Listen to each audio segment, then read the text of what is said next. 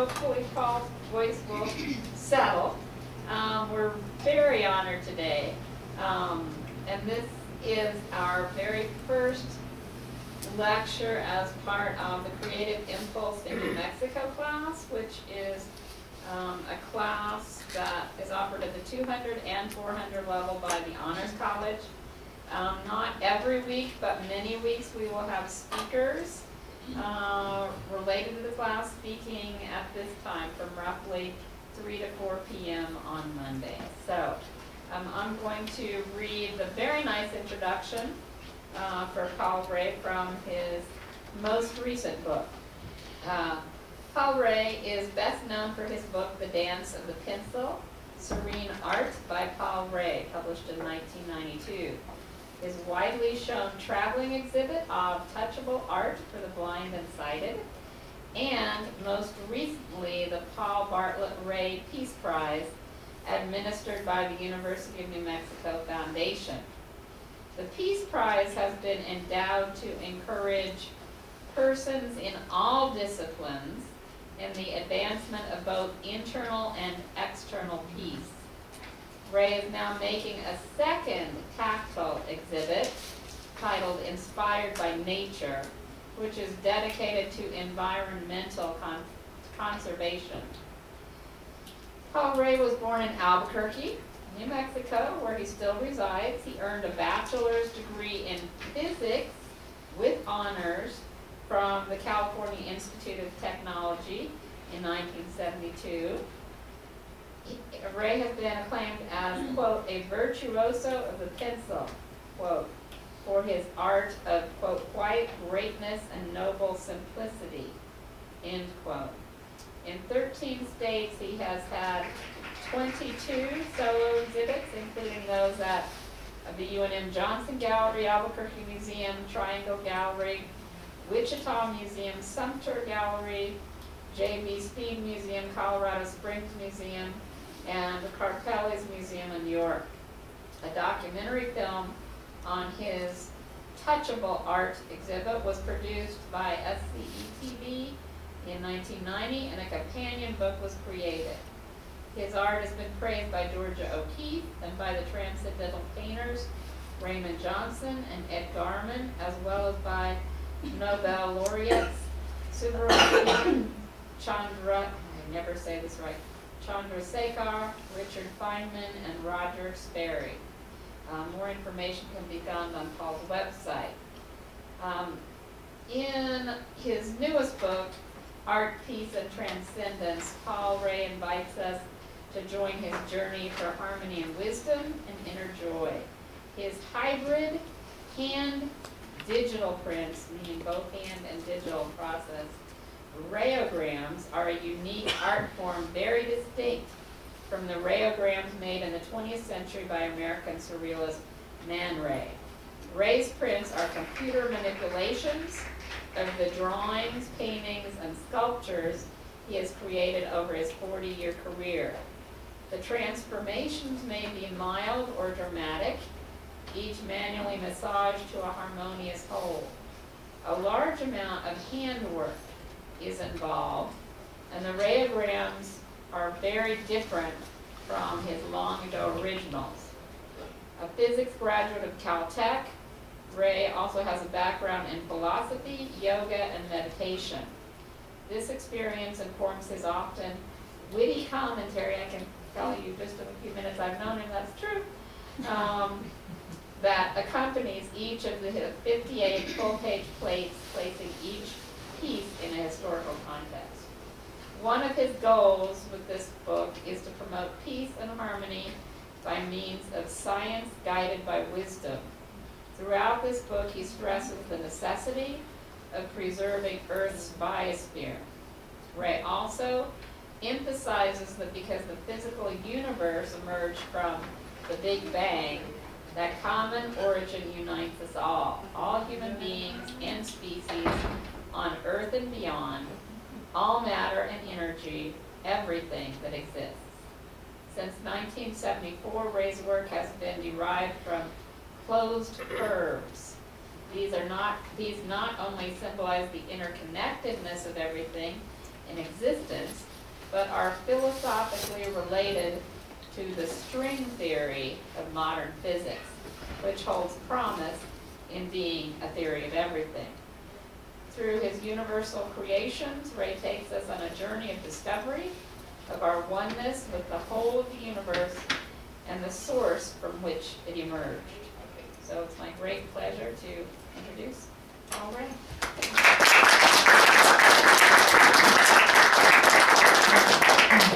Thank you very much. Yes, I don't know what's happened to my voice, but I think it will come back. So please bear with me. This is not what I usually sound like, but I'm just going to continue. Okay. First, let me give a word of thanks to Catherine Van Dyke for her support of this book, and also for UNM Press for the very excellent job they did in bringing it into being. And I'd also like to thank Rob Tully, a UNM alumnus, who very kindly has purchased a copy of the book for each of the students here. So my heartfelt thanks to all of these.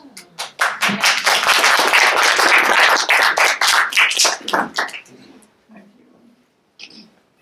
Ready for my voice.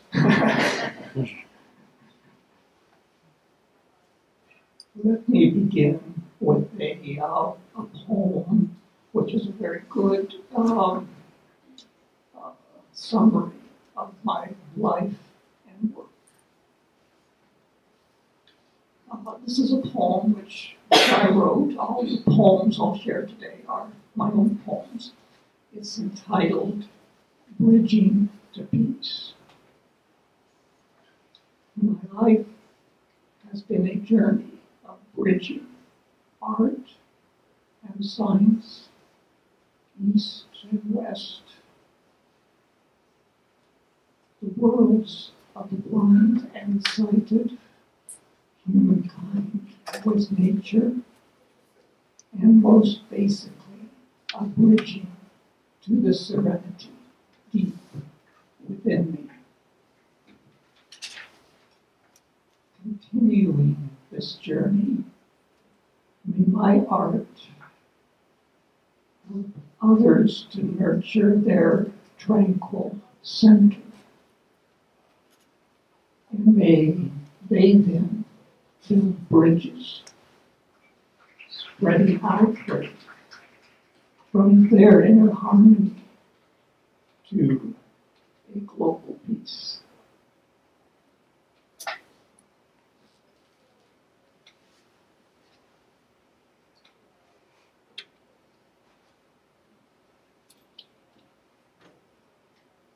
Let me introduce this with a little prop, which is over there on the table. I'll go get it.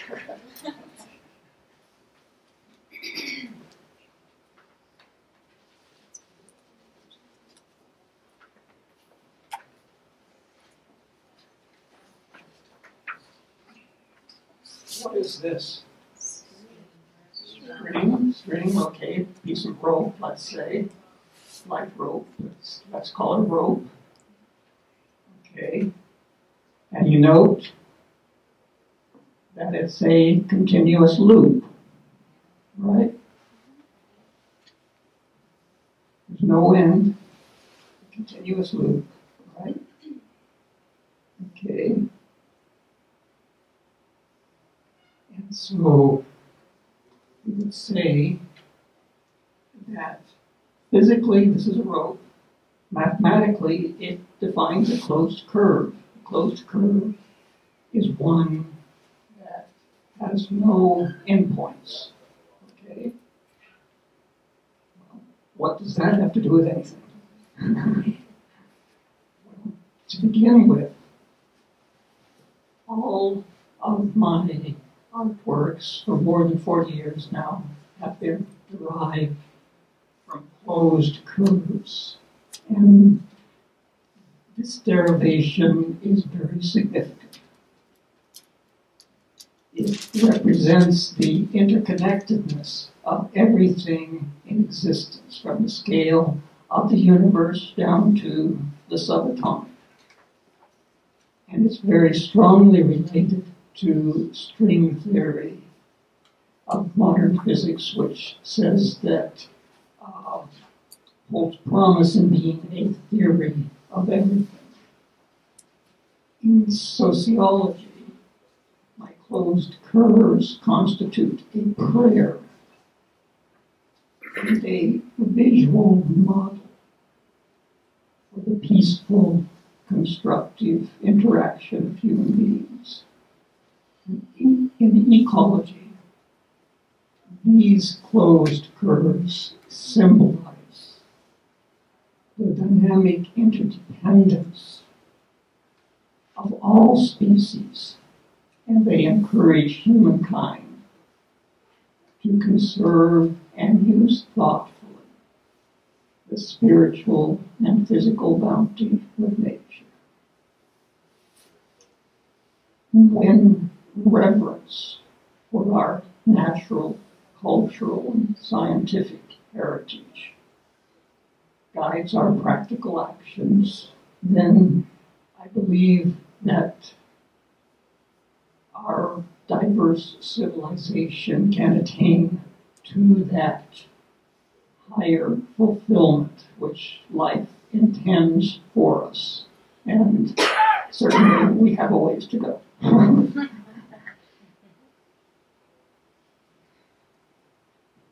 The connection of this to string theory is as follows. String theory says that everything in existence is made of tiny vibrating strings of energy.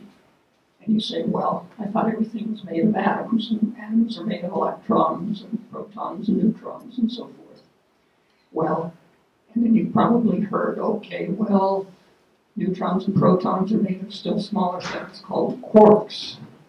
And by the way, quarks is, I believe, a term that comes from Finnegan's Wake, I believe, and it means cottage cheese, a tiny cottage cheese.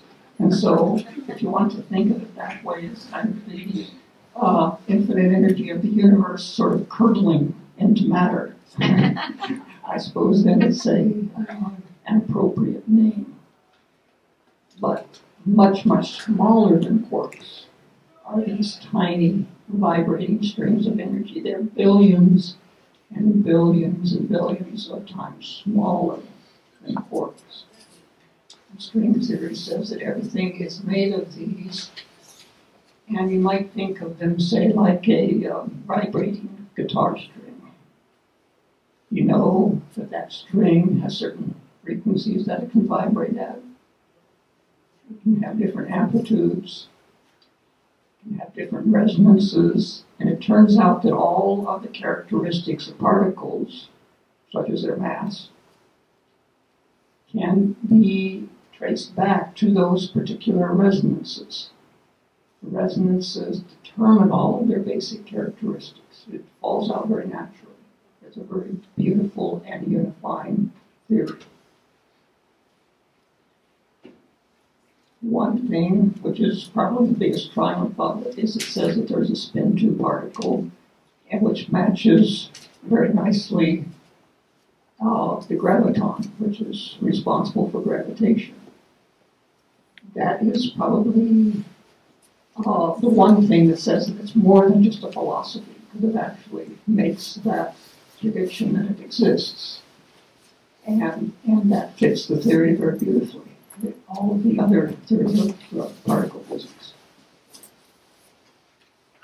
So let's connect that a little bit to my work. I said that all of my works were derived from closed curves. And by the way, if I had continued in physics in the usual way, I probably would have been a string theorist. But I chose instead to present my work as art.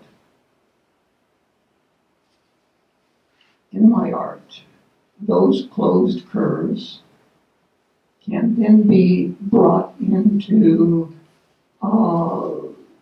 they can be vibrated into creative existence, shall we say, through shading, coloring, sculpting, or texturing of those boundaries defined by the closed curves. And those closed curves were called in my Leonardo articles. Perhaps you have read that. I think that was probably assigned to be reading. And there are links to my 3 Leonardo articles on my website on the homepage. But anyway, those basic shapes I actually prefer to even call generating contours, because they are the boundaries which then are animated by the particular ways in which I paint and shape them. So there is a lot of philosophical connection, at very least, with string theory.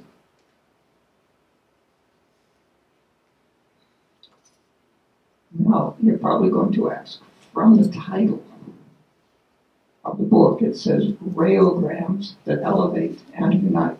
So, what is a railgram? Okay, this should not be confused with Man Ray's railgram. Man Ray was Manuel Grabitsky, and he shortened his name.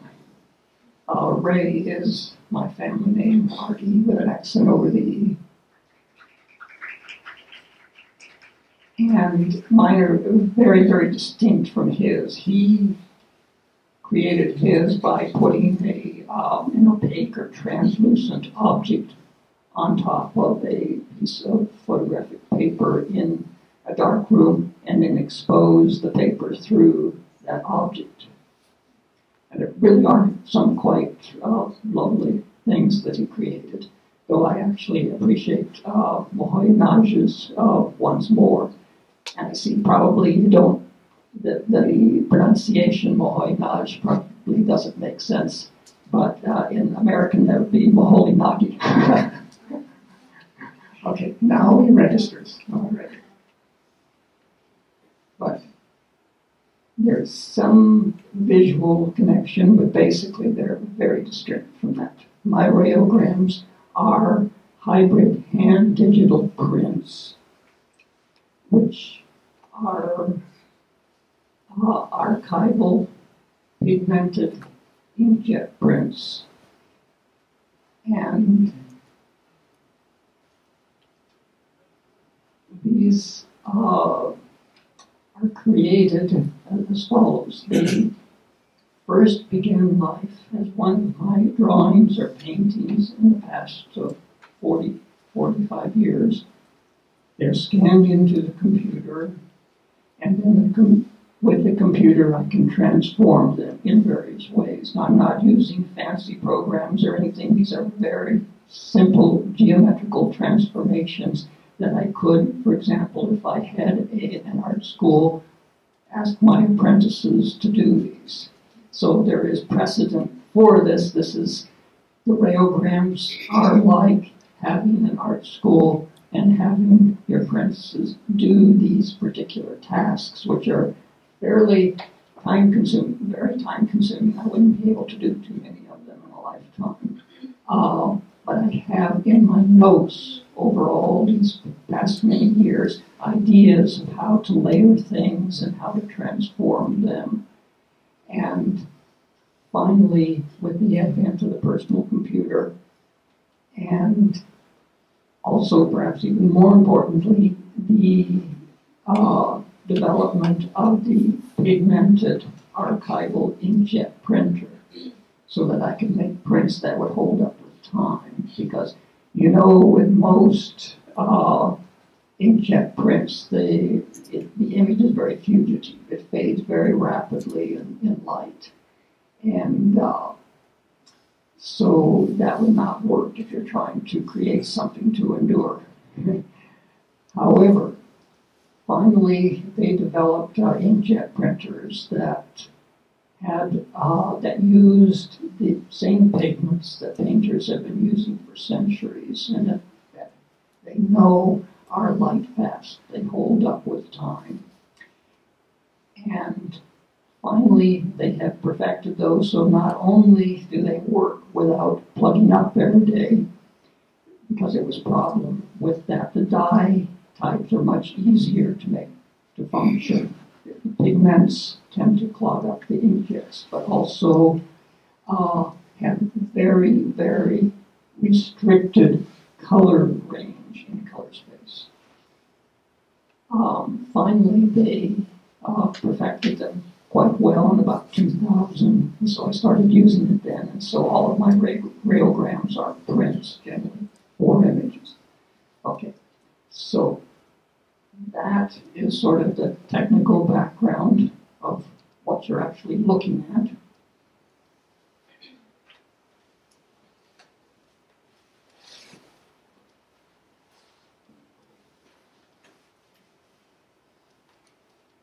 Now, in the book, there are 58 full-page plates. And it's really important to view them slowly, to take time with them. Because what they have to say does not shout at you. It very quietly shares itself. And you just have to sit quietly and make its acquaintance and study it. Look at the different symmetries, turn it upside down, look at it from different angles, and just study it. Just play with it and just get to know it. So it takes time. It takes time in an age where people are used to everything happening instantly, and even that's not fast enough, then we need to slow down and actually experience life. So.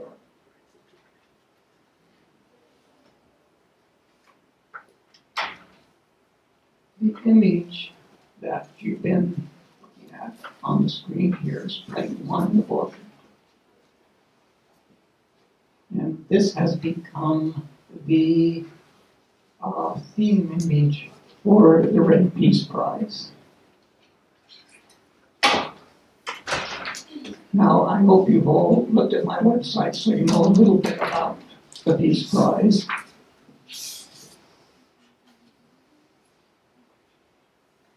To summarize it very, very quickly, let's say that it was established and is now endowed with the purpose of trying to encourage persons in all disciplines, in the promotion of both inner and outer peace.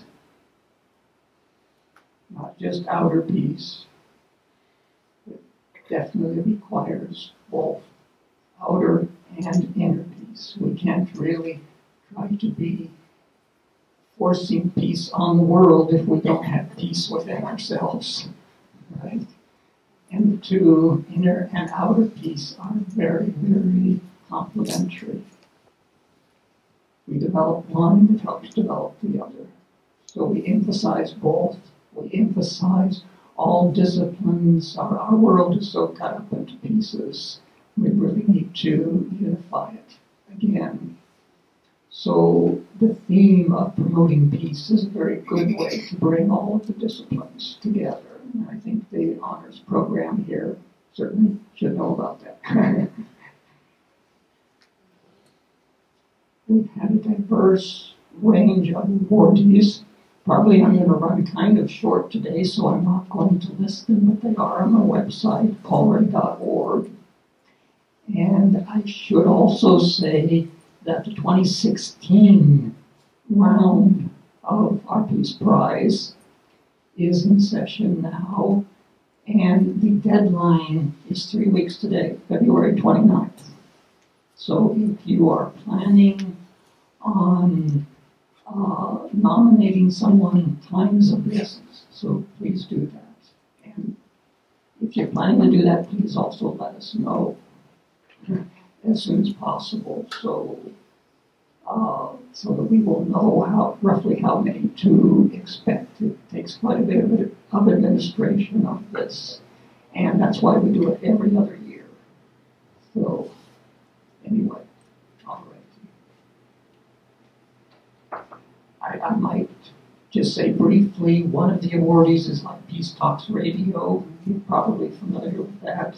It airs here the last Friday of every month, 8 a.m. on KUNM.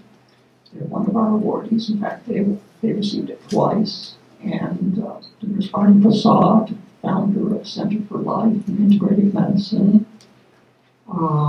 There's Bill Brown, work on the Climate Reality Project and other environmental work. Peter Nardini for his work in malaria prevention. And Stephen Littlejohn, mediator and with texts, numerous texts, highly respected texts in that field. And also Lifetime Achievement awardees from Rodolfo Anaya, well known for Blessing Ultima, and also Lynn Jackson and Mike Poulter, composers of the song We Dream a Brighter Day. You've probably heard it, but might not know that that was commissioned for the 40th anniversary of UNICEF. So all of these people are UNM associates in some way. The prize is now open to all alumni. There are about 160,000 UNM alumni in 129 countries. So it's a large group, and it's definitely become an international award now. So please, if you're going to nominate someone, as I say, time is of the essence. So thank you.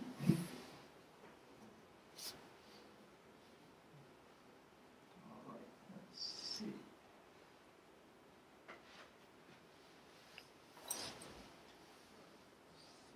I have lost one. Okay.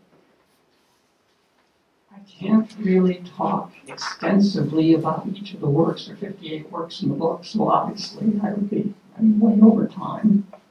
So I'm just going to, for many of these, I will just quietly let you view them for a few moments and then go on to the next and maybe say a few words.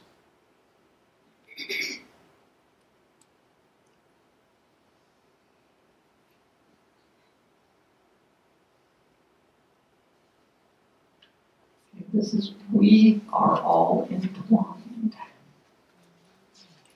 This is sort of the second theme image for the Peace Prize. And certainly that connects very well with the, our closed curve.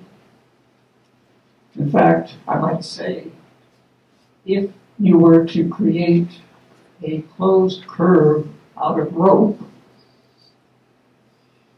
then that rope, or that closed curve, is one that never comes to the end of its rope. And that's more than just an amusing pun. There's actually a great deal of depth, of meaning to that. Or if we recognize that we are part of something much bigger than what we see.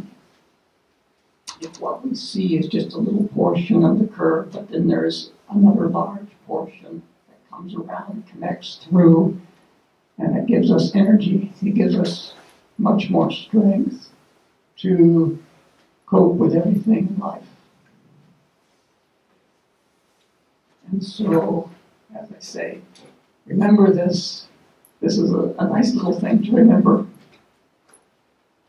Closed curve that never comes to the end of its rope.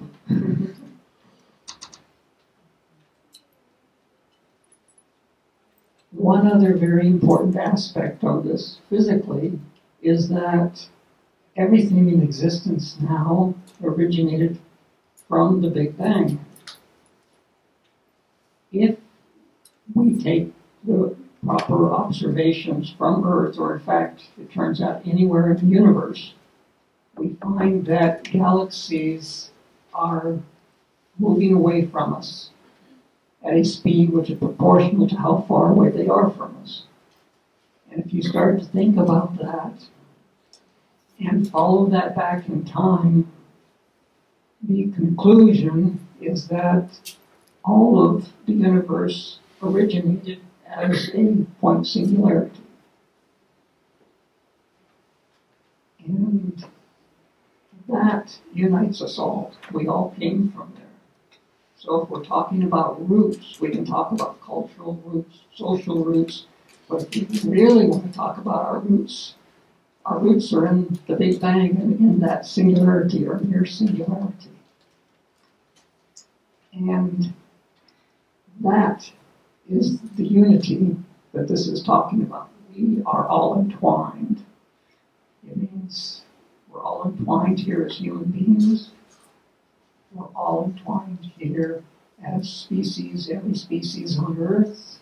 And we're all entwined with all of the other species that most likely exist throughout the universe. It's hard to believe that there are not many, many other species throughout the universe, because the laws of physics appear to operate everywhere, and it's hard to believe that we are that special, right? Particularly considering all the mistakes that we have made on this planet. But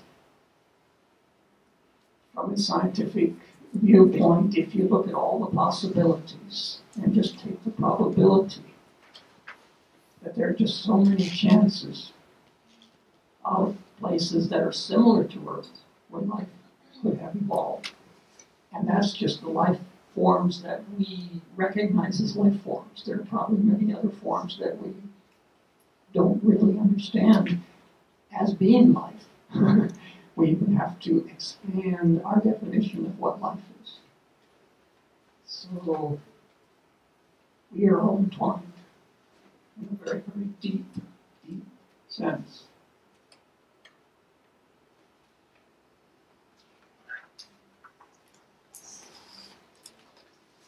Okay, this is the dance of the polywoggles, W-O-G-O-L-S. Poly implies that they can take on many, many forms, and it comes from polywog, which is just one of these forms here. There are 12 of them overlaid in a panoply of different possibilities. If you study it very, very carefully, you can see how the tonal inversions work and how some layer over others and how some come in front. And it just shows you what complexity you can get from very, very simple things repeated many times. And that's basically what the laws of physics are doing with the universe. Laws of physics are very basic, very simple, but when repeatedly applied to the matter of the universe, they give rise to an incredible complexity of the universe. And I think the artworks in this book also show that how if you just take closed curves, that you can get an incredible range of diversity.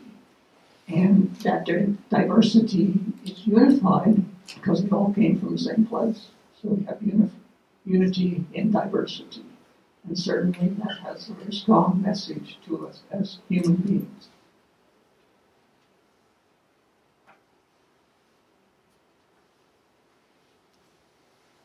This is called musical matrix of the universe. And remember what I said about the strings dancing,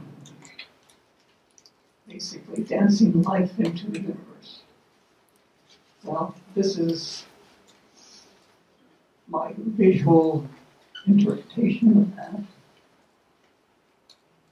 And you will note that it is starting to look like a fractal. If you're familiar with fractals, a fractal is something that has scale symmetry. That means that if you enlarge it a certain amount, say like 8 times or whatever, that you wind up with an image that looks the same or very, very similar to what you began with.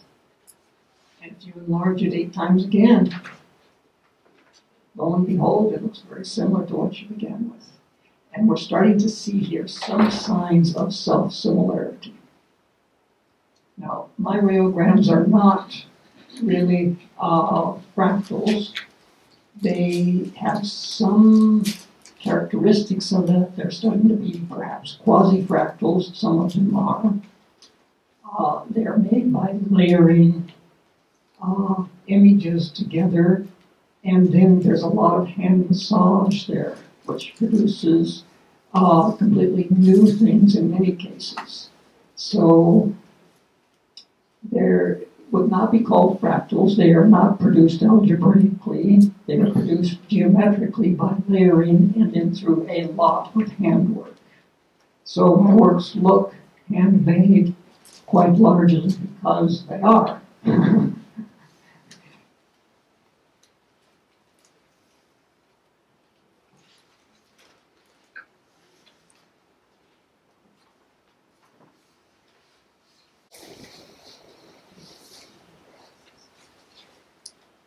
This is called Ballet of Souls. So it's a bit like an X-ray looking into us and through us, but it looks even more deeply than just through our physical being. It looks into our intent in life. What are we trying to do in life? Are we really trying to promote harmony?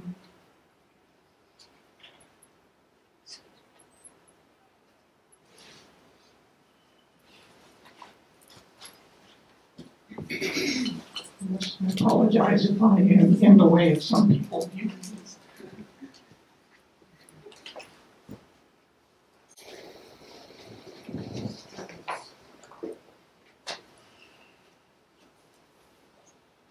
The Lark Ascending. This piece commemorates the Ralph Vaughan Williams, or it says Ralph Vaughan Williams. It's spelled Ralph, but he says Ralph Vaughan Williams. You know his beloved opus, The Lark Ascending. And he studied with Ravel, Maurice Ravel, and you can see some of the fluidic dreamings that he picked up from Ravel in his work, and I think in this work, which commemorates that.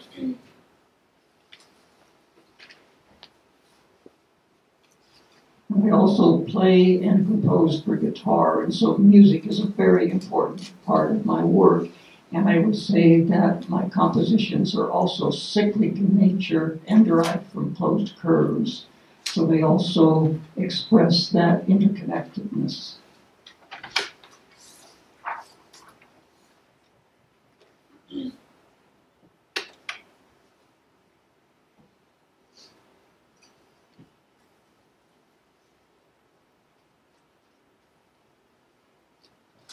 This is called Florescape. And if you remember the work that we just looked at a little bit before, the Dance of the Polywoggles, well, it turns out this is derived from polywoggles, and yet you wouldn't realize it without studying it very carefully. And that's a very important realization, because it says, look at things in life. They are so very different outwardly, and yet if you study them deeply enough, inwardly you find that they are very deeply connected and come from the same place. And that, I think, has a very deep philosophical meaning and profound implications for promoting peace.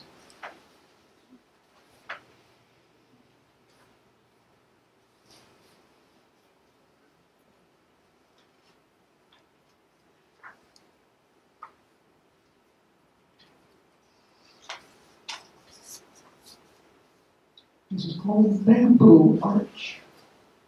The idea is bridging east and west.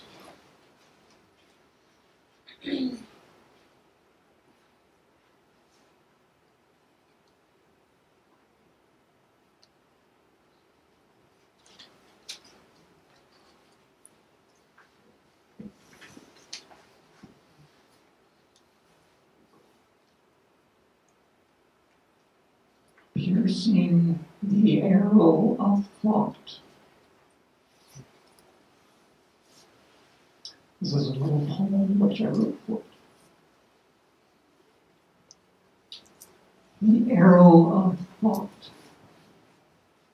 haunting contemplating immortality, pierces itself in endless cycles, revealing the eternal now.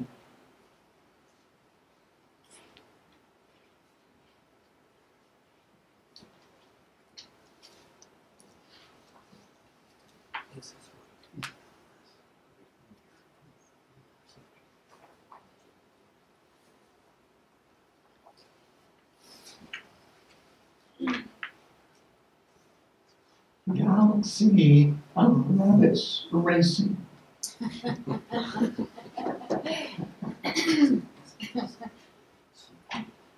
And you see that no single rabbit can win. They're all united. They can only win through cooperation, and everyone wins. So.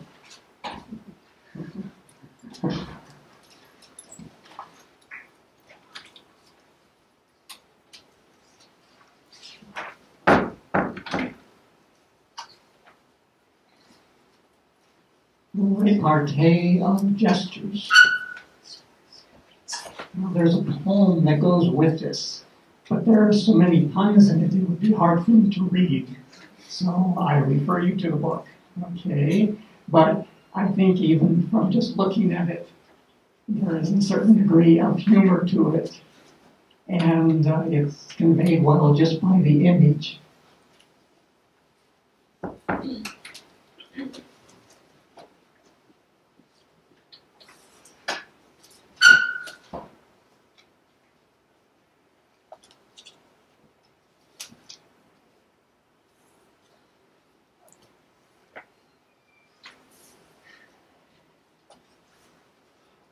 This is called quantum entanglement.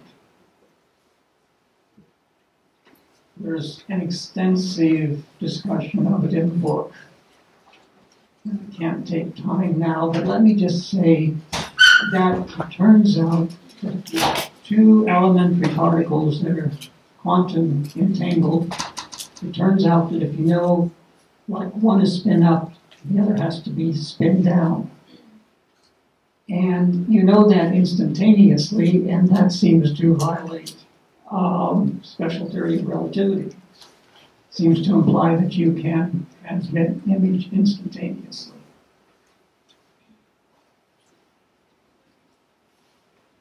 Also, it turns out that there are what are called wormholes in space which can connect widely separated regions of space. And it appears that there might be a connection between the two. In fact, this work might even presage that. I did it before it was theorized that those wormholes in space were a pair of black holes that are quantum entangled. So there is a rather complete discussion of it in the book. But I think even without that, you can get the feeling, just from looking at this, that there is something that goes beyond what we see on the surface that connects things together.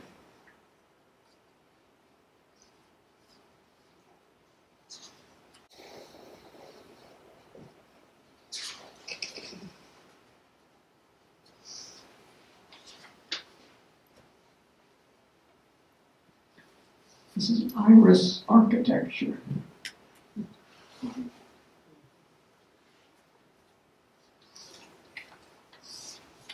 We're working at establishing a museum for my works, and perhaps this design might in some way be included in that.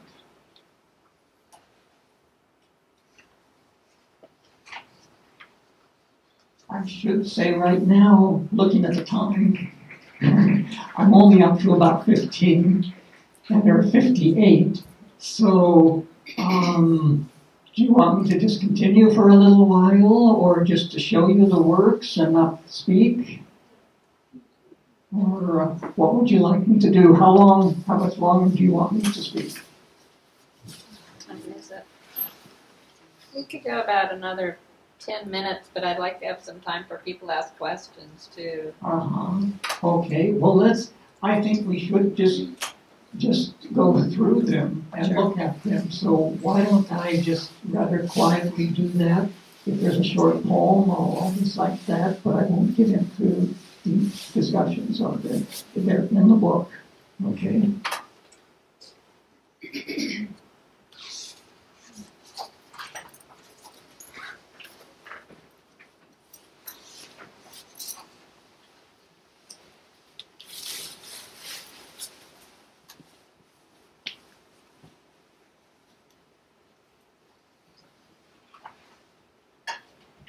Windows of meditation.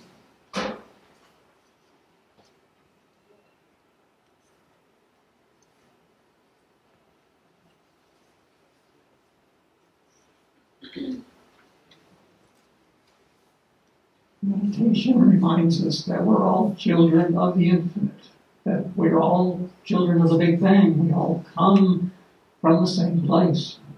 And that's, I think, a very, very reassuring realization. And with all the noise in the world, we get very, very confused easily. So meditation is just quieting and listening to what infinity is trying to share with us.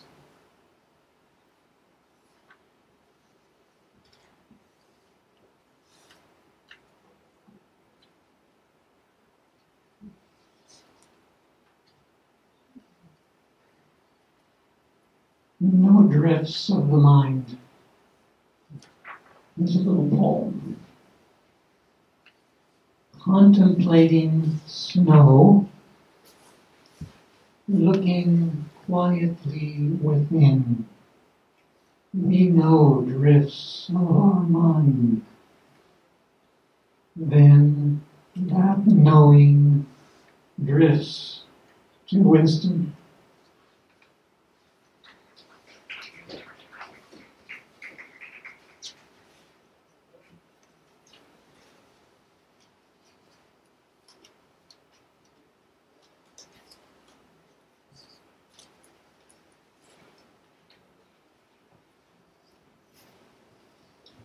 Japanese pine. This is from my traveling exhibit of touchable art for the blind and sighted. It's been shown around the U.S. and Canada considerably, about 18 shows. And I had stopped showing it basically because everything wore out. They had worn completely through the works. So that's, I guess you'd call it being loved to death.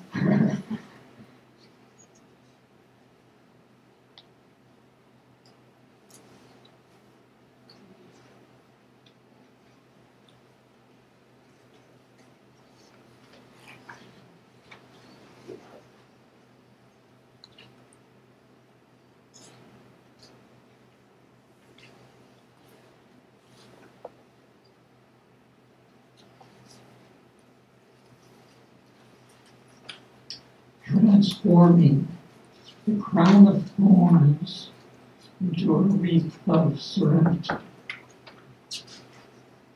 This word commemorates those who feel that they have been crucified, but who then found the strength within to heal and expand their inner peace and the peace of those around them.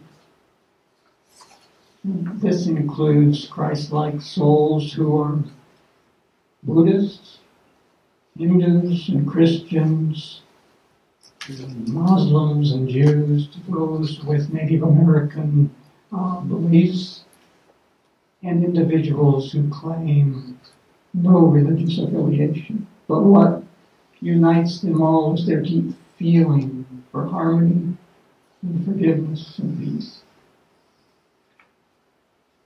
And as usual, there's a little bit of humor in this. Please note the poetic justice. All of the thorns are pointing outwards.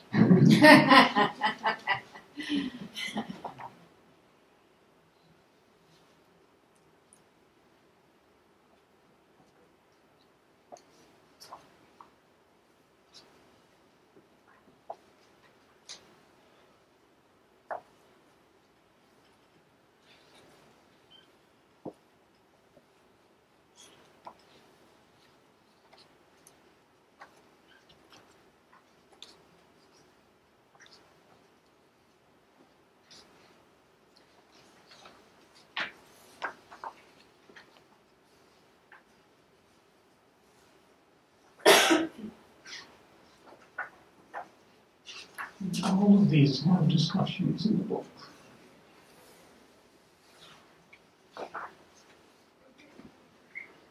Centering. Returning to center. Whenever we receive a jolt in life and are knocked off course, may this work help us to recenter, to rebound, by focusing on the artesian wellness and serenity of the universal source.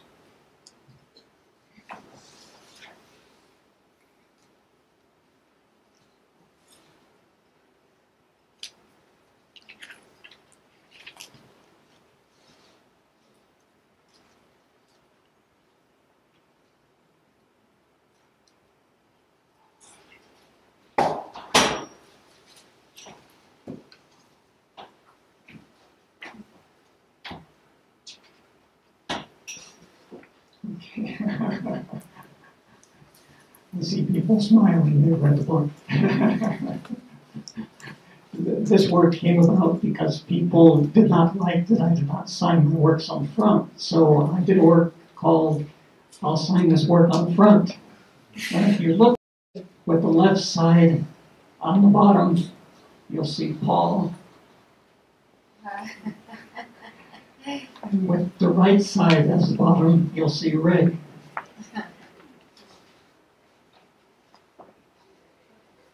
But many people don't see that at all. They think, until I point it out, they think it's, well, some sort of avian form or a brontosaurus or something like that. One of my hybrid animals.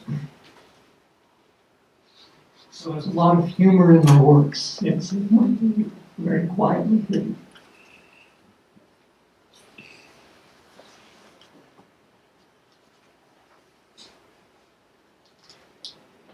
Ode to Maxwell's equations. Actually, more than half of the works in this book are in color.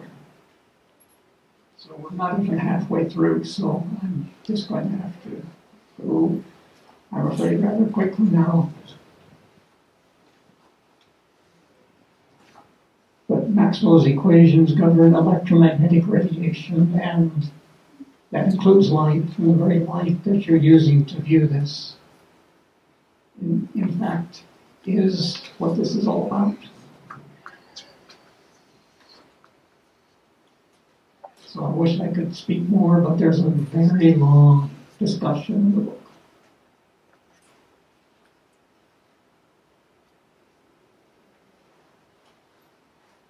Hidden dimensions.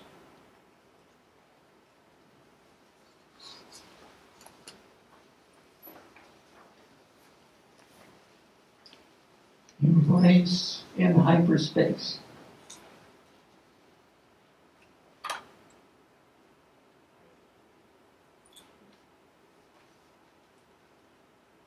To make a long story short, what this work is really talking about, it says life is really about love.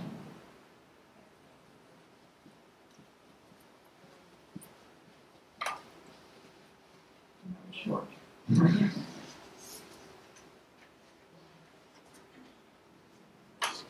Let's say that divine love, okay?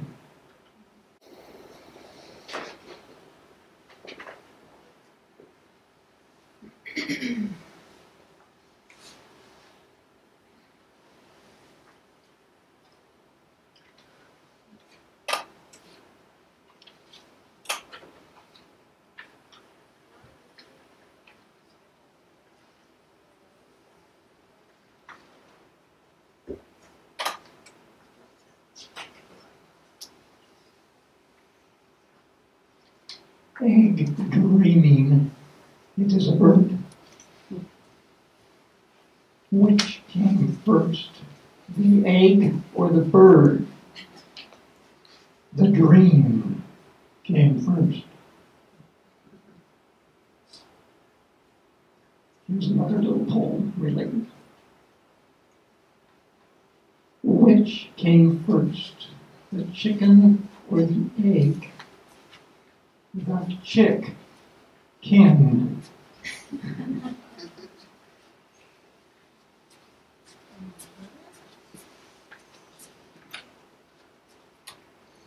Sand painting in New Mexico.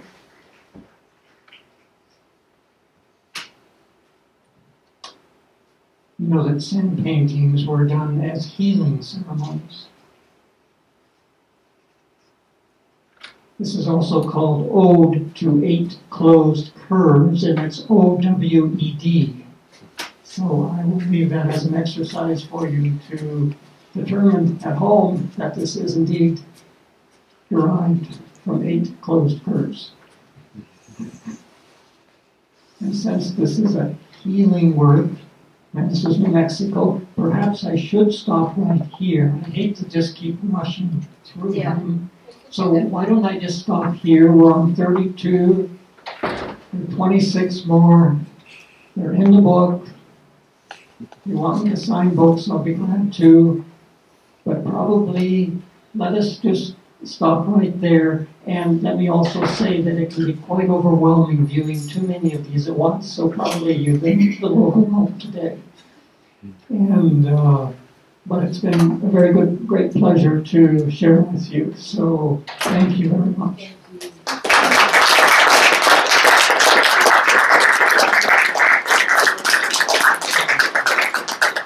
Would you like to sit down and take a couple of questions? Sure, I'll take questions. Questions from anyone? Your voice tells out. That was good. I have a question. So you mentioned since you put so many hours of labor into each individual work, do you have any anticipation of what they will look like in the end of the process? Sometimes. Same answer. Sometimes I know very, very well exactly what I'm aiming for, and it slowly resolves itself, getting closer and closer to that. There are other times when it's a real journey and many unusual turns in the process. And as something happens, I have to adapt to it and then think, well, gee, there's a part of that which is really neat. And in fact, this little part there, boy, that could be a whole work in itself. And so that's why I have maybe 10,000 ideas in my notebooks, which I have not brought into being. So yes, some I know almost precisely what they're going to be. Others, it's a journey, and a very exciting one. And I think it's good to have both kinds.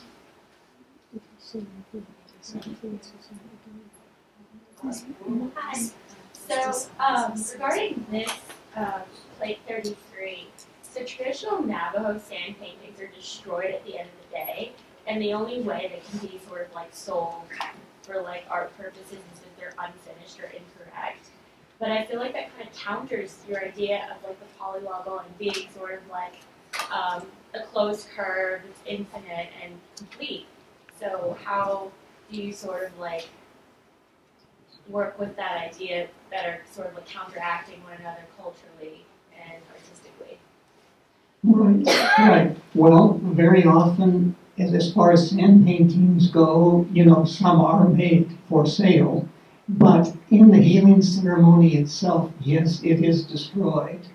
And I guess what I would say is that the process of doing it is like doing a sand painting, process of doing all of my works, because the dance of the pencil is almost like spreading sand on the earthen floor canvas. And it is a healing ceremony. I have nearly myself died in my mid-20s, and it's quite amazing that I'm still alive and have done all this work. So my work is a healing ceremony, but I do want to share it because it has kept me alive. And I think that there are many, many people around the world who are very moved by it. And So I guess I would just say that the process of doing it disappears, but actually I would say that nothing that we've ever done is destroyed, that it exists in some way, that information exists in some way. For example, scientifically, if you say something goes into a black hole, we used to think that all the information was lost, but now it appears that all that information is contained on the surface of the black hole. And it's not lost. So I don't think anything that we really do is ever lost. The idea of destroying that, the sand painting perhaps might be in thinking that the sand painting has drawn out the inharmonious parts in the person, and it is then destroyed, and that then heals things. And I can certainly respect that.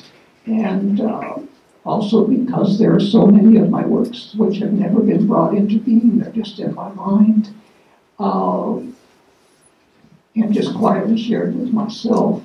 So I can, I can certainly respect and appreciate that. And there are many artworks which I will never be showing or sharing with the world, but I've done over 3,000. And so I think there's a place for both. Very good question, thank you.